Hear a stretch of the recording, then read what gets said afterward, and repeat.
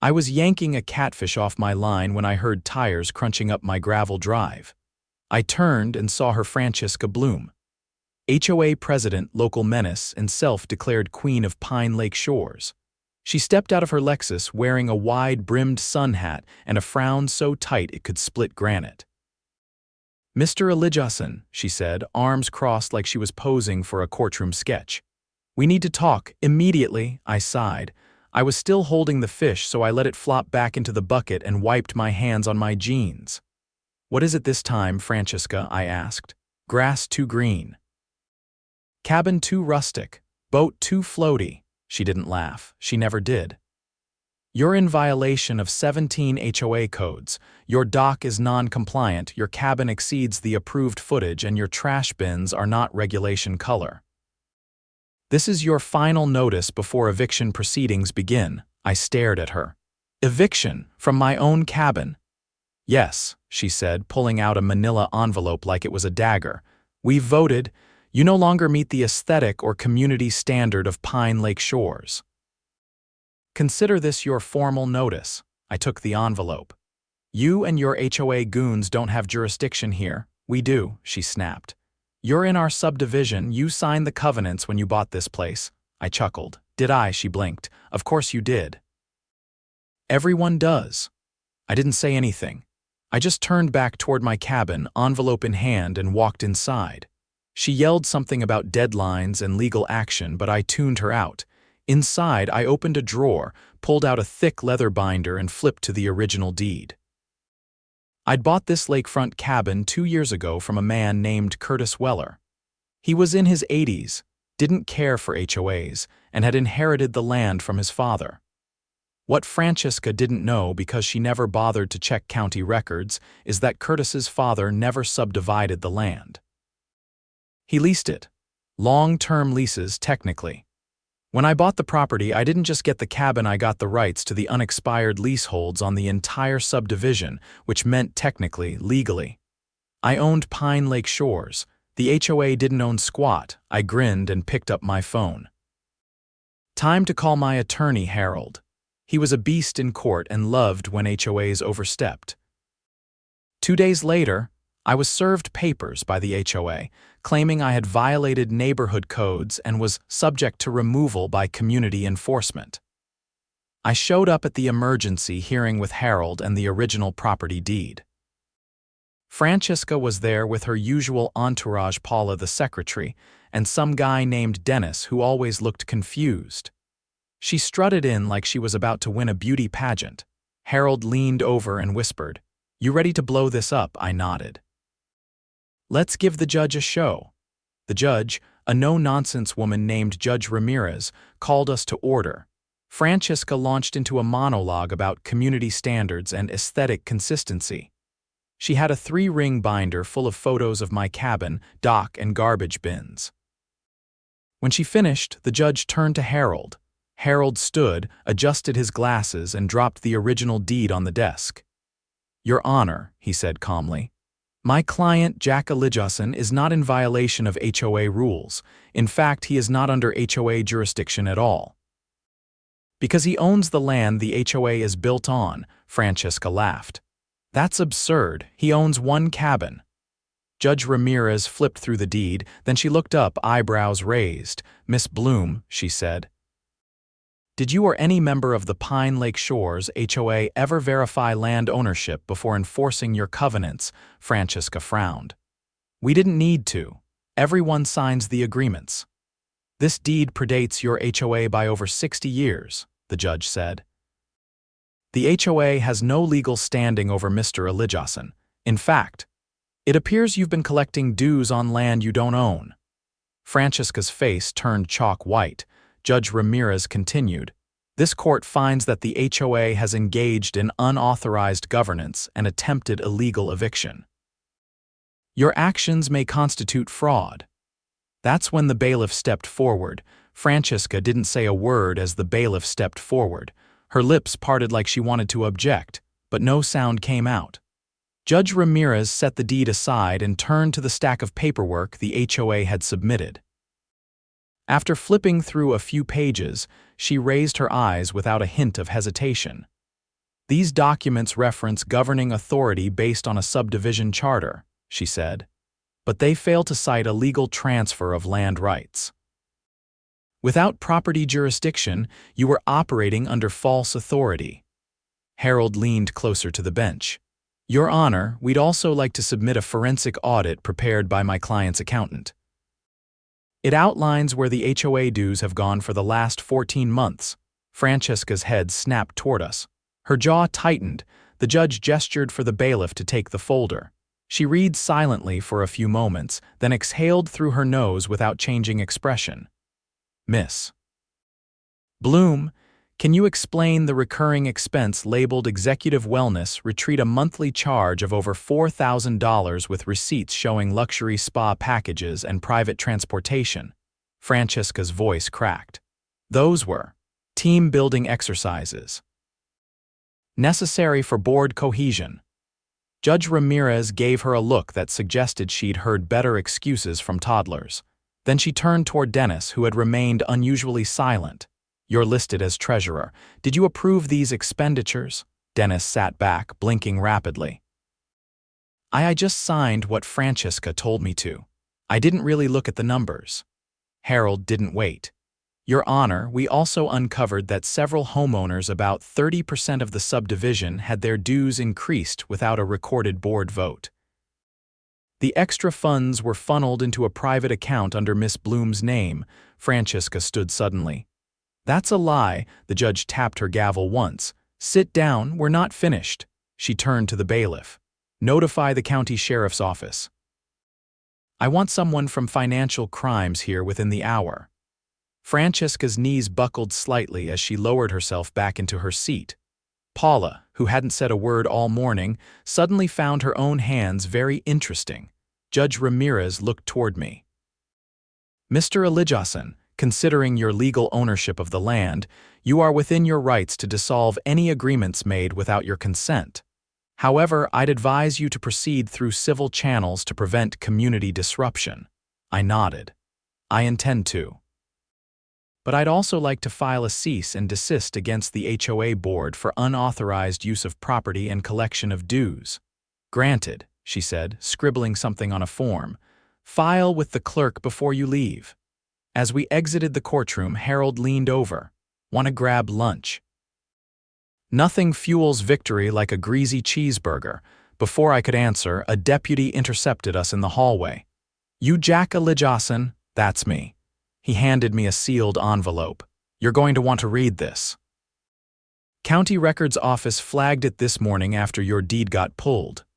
I opened it, scanned the contents, and paused. Harold read over my shoulder.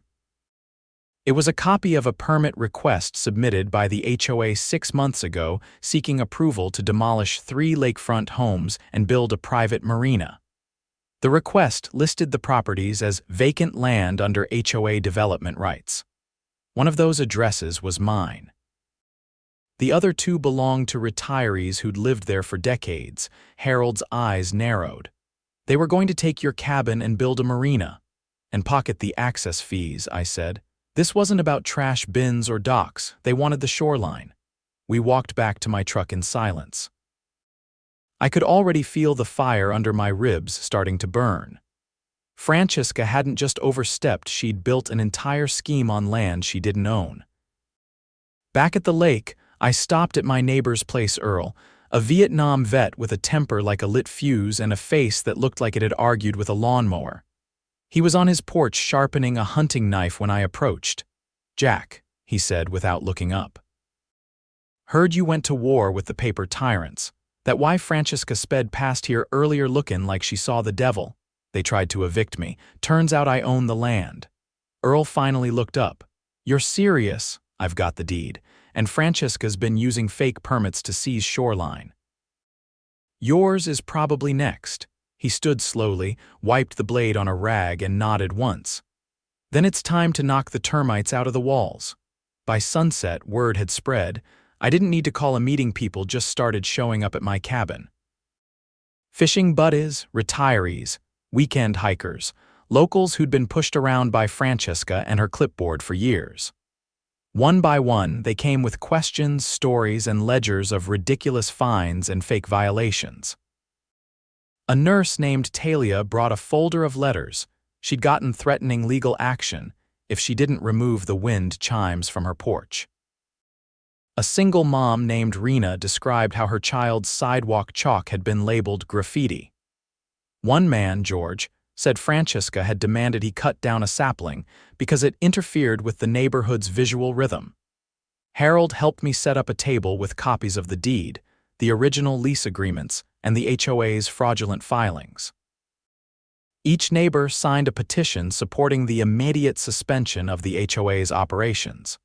We weren't just angry, we were organized. The next morning, I filed a motion for an emergency injunction. With Harold's help, we attached over 20 sworn affidavits from residents citing fraudulent fines, embezzlement, and threats of eviction. The county courthouse scheduled a hearing within 72 hours, but Francesca wasn't done. That afternoon, I caught a black SUV idling near my dock. A man in a polo shirt was walking the perimeter with a clipboard. When I approached, he turned and flashed a badge from some private security firm I'd never heard of. "I'm conducting a compliance inspection," he said flatly. "On behalf of who?" Pine Lake Shores HOA. I stepped between him and the shoreline. "They no longer have legal authority to inspect anything." He didn't argue, just turned, got back in the SUV, and drove off without a word. That night, I installed motion-activated floodlights and 2 new trail cameras facing the road. I wasn't taking chances. The morning of the hearing, I arrived early. The courtroom was packed, more than 50 residents in attendance, some standing, others seated along the walls. Francesca walked in 10 minutes late, flanked by a new attorney who looked like he'd been hired off a billboard. Judge Ramirez didn't waste time. "This court has reviewed the new evidence submitted by Mr. Elijahson and co-petitioners. The fraudulent permit applications alone warrant immediate investigation by the district attorney's office." She turned to Francesca's new lawyer. "Do you have anything to say in your client's defense?" He stood, shuffled a few papers, and cleared his throat.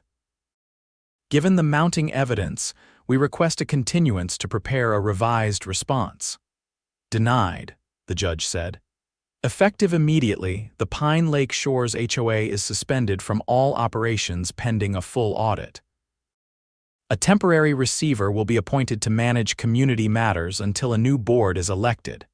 Francesca's mouth opened, but no sound came out. Her attorney whispered something to her, and her expression collapsed into the realization that she'd just lost everything she controlled.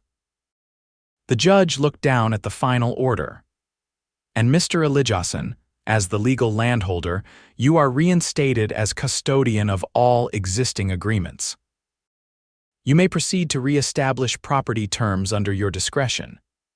As the gavel fell, the room erupted not in cheers, but in the quiet, satisfied murmurs of people who'd finally seen the end of a long, bitter reign.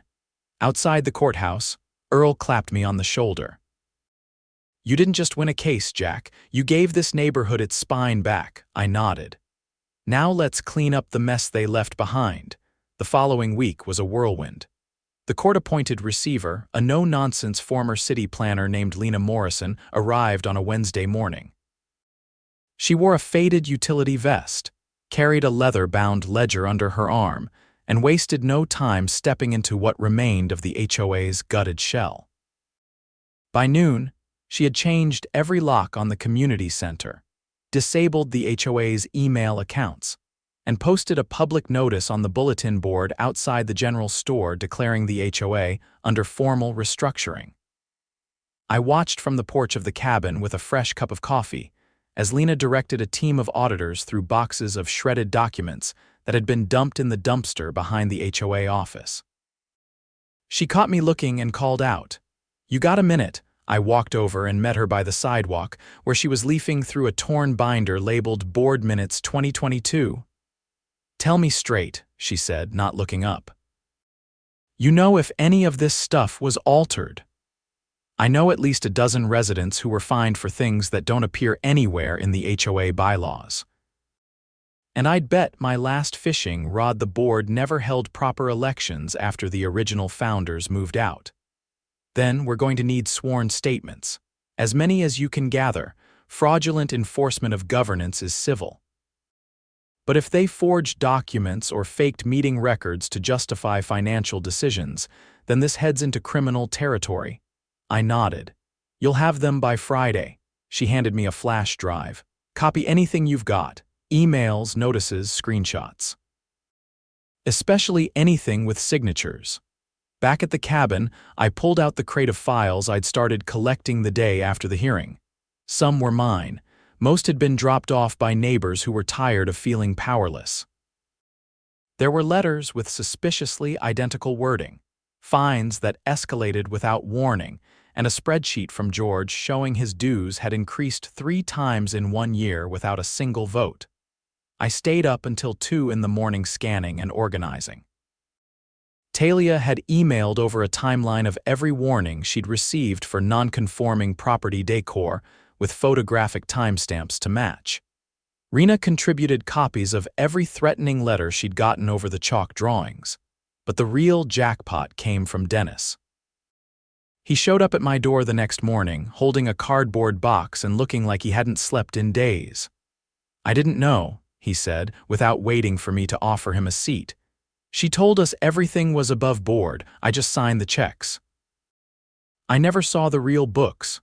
"What changed?" She called me last night, said she was leaving town, told me if anyone asked I was to say I'd handled all the finances, that I made the decisions. I stepped aside and let him in. He set the box on the table and opened it. Inside were 2 black ledger books, both labeled Operating Fund. She kept one in the HOA office. "This is the other, the real one."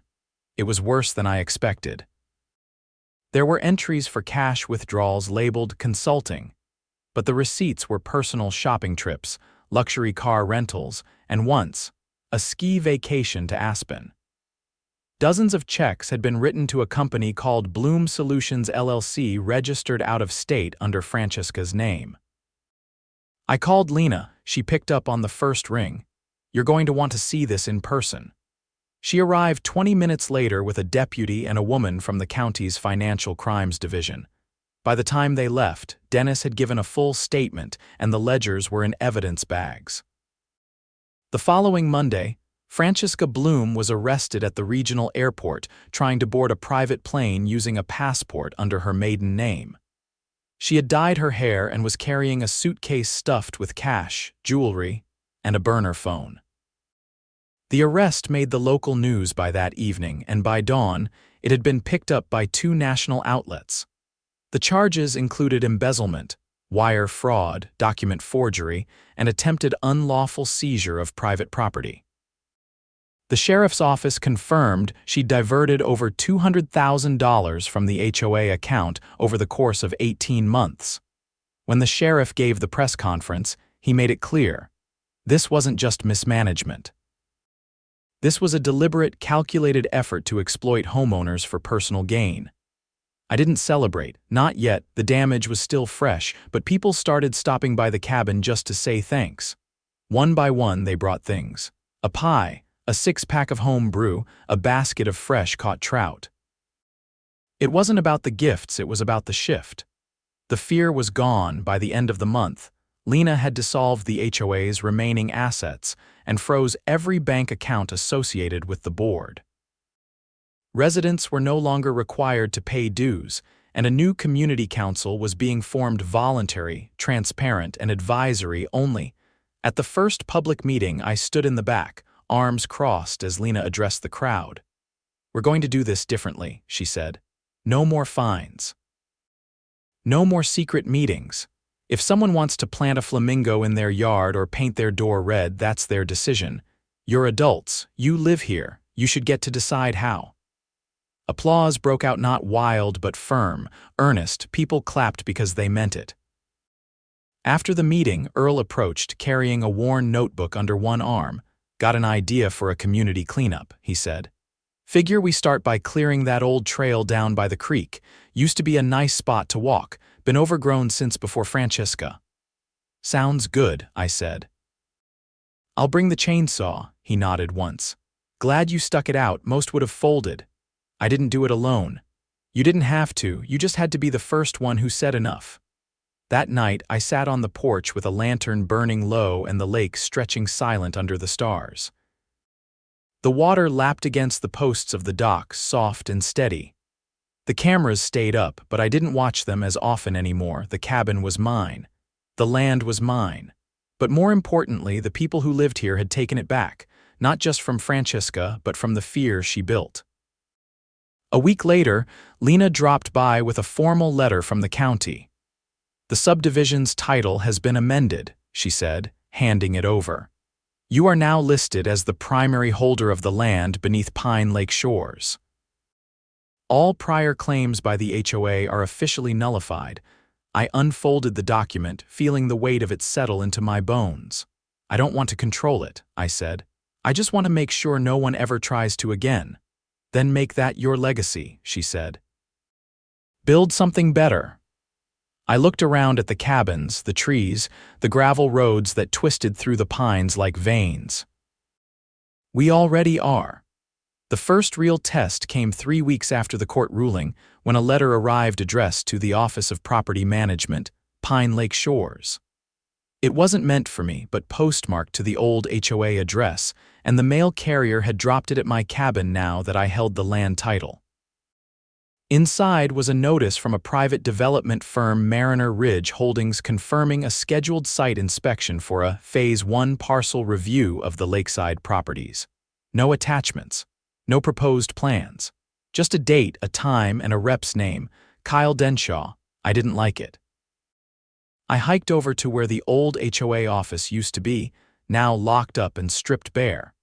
The property had been cleared of Francesca's vanity signage, but a few unopened boxes still sat inside near the front window. Lena had mentioned they were waiting on a proper records archivist before touching them. I called her from the porch. "This name ring any bells?" I asked, reading her the letter word for word. She paused. "I saw something about Mariner Ridge in the budget ledgers. Francesca authorized a consulting fee to them last year. No invoices attached. Think she was trying to sell the land, not legally. But if she convinced them she had authority and they moved money already, there's a chance someone's still trying to push it through." I folded the letter and slid it into my coat. "I'll handle it." "No. This time we do it by the book." The next day, Lena arrived with 2 investigators from the state attorney's office. They were polite, but efficient. One took the letter and began scanning the HOA's archived emails on a laptop. The other asked to review any property-related contracts in my possession. I handed over what I had and they got to work. Meanwhile, I spent that afternoon walking the trail behind the lake, where the trees grew thick and the slope dipped into a quiet hollow. The air smelled of damp pine and earth. I remembered Curtis, the man who sold me the cabin, once saying this part of the land had bad bones for development. Too much water under the soil. Foundations would buckle. You'd spend more filling than building. But I also remembered the old boundary markers he showed me. Stakes with faded red paint buried beside the tree roots. I found one, then another. Every single one lined up with the parcels listed on the inspection letter. That night, the state investigators called back. "Found what we needed," the taller one said when I met them outside the lodge. 6 months ago, Francesca signed a letter of intent to sell development rights to Mariner Ridge. She forged a notary seal and fabricated a board vote, both traceable. It's enough for a formal charge. Do they still think the deal's alive? They're scheduled to show up tomorrow morning. "Want us to be here?" "No," I said. "Let them come, I'll be waiting." At sunrise, I pulled out a folding chair and set it at the edge of the gravel loop near the lakefront. The fog lifted slowly, curling off the water like steam. Around 9, a black SUV rolled up and parked just past the main trail. Out stepped a man in a blue sport coat with a clipboard and a phone in his hand. He looked around, clearly expecting someone else to receive him. "You Kyle Denshaw?" I asked. He turned confused. "Yes."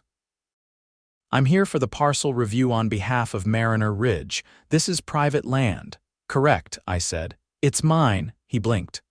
I'm sorry. The parcels you're here to inspect fall under a tract I own. The HOA had no authority to negotiate a deal with you. He hesitated, glancing at his clipboard. Our agreement is with the Pine Lake Shores HOA. That HOA no longer exists. It was dissolved after a court ruling. I have the deed. You're trespassing? He checked his phone, then looked back at me. We were told the land was cleared for rezoning. I reached into my coat and handed him a certified copy of the court order. No rezoning has been granted, and your contract is based on forged documentation. The state attorney has copies. You may want to call your legal team. He stood there, jaw tight, one hand still gripping his phone. We've already invested in preliminary surveys. If this goes to litigation, it won't, I said, because you'll walk, or you'll get tied up in a fraud case. Your call. He stood there another moment, then turned and walked back to the SUV without another word. By evening, Lena confirmed Mariner Ridge had officially withdrawn their interest. The state's investigation had expanded. They were now building a case for conspiracy to commit wire fraud, based on emails between Francesca and a man listed as an acquisitions partner at the firm. Apparently, she had promised him exclusive lake access for his vacation home in exchange for a silent stake in the development. They'd even drafted plans for a private helipad. The charges were stacking up. A month later, I sat in the back row of the county courthouse as Francesca Bloom appeared for her preliminary hearing. She wore a gray blazer and no makeup. Her hair was flat, her demeanor muted. She didn't make eye contact with anyone in the room. The judge read the charges: financial fraud, forgery, unlawful misrepresentation of authority, and attempted sale of property without ownership. Then the state attorney added a final count: conspiracy to defraud through interstate communications. Francesca pled not guilty. The judge denied bail, citing flight risk. When the gavel dropped, she was escorted out in cuffs. Afterward, I joined the others outside. Talia stood with Rena, both holding copies of their formal restitution claims. Earl leaned against the hood of his truck, arms folded, watching the courthouse doors. You believe it now? I asked. He nodded slowly. I believe people like her never think they'll lose, but when they do, they fall harder than the rest. The county issued an official report 2 weeks later. It detailed every violation committed by the HOA over the past 5 years. Misappropriated funds, fabricated fines, illegal liens on properties, all of it laid bare. The report concluded with a recommendation. No future HOA or private governing body would be permitted jurisdiction over Pine Lake Shores without a unanimous vote from every property leaseholder, which meant, effectively, never. By early fall, the community council was up and running. Entirely volunteer, no power to fine or regulate, just neighbors coordinating maintenance and seasonal events. I sat in on a few meetings, mostly to listen. People talked about trail cleanups, lake safety, and a fall festival for the kids. Not a single mention of paint colors, mailbox styles, or grass height. One afternoon, I found Dennis sanding down the old HOA sign out behind the lodge. It had been dumped there after the locks were changed, the letters still half visible through the peeling paint. You want it gone? He asked. Burn it, I said. Let the fire take it. He nodded and fed it into the fire pit. The flames caught quickly and the wood hissed as it burned. Someone poured coffee and someone else started a story about the time Francesca fined them for leaving their canoe tied up too long. Laughter followed, not bitter but honest. Cleansing that night back at the cabin, I opened the ledger Curtis had given me when I bought the place. Inside were notes, handwritten entries about the land, its quirks, its people. One page caught my eye: land doesn't need kings, just caretakers. Keep it simple, keep it honest. I closed the book and set it down. The lake was quiet again, not just in sound but in spirit. The fear was gone. The control was gone. What remained was what should have been there all along: peace, ownership, community. And for the first time in a long time, Pine Lake Shores was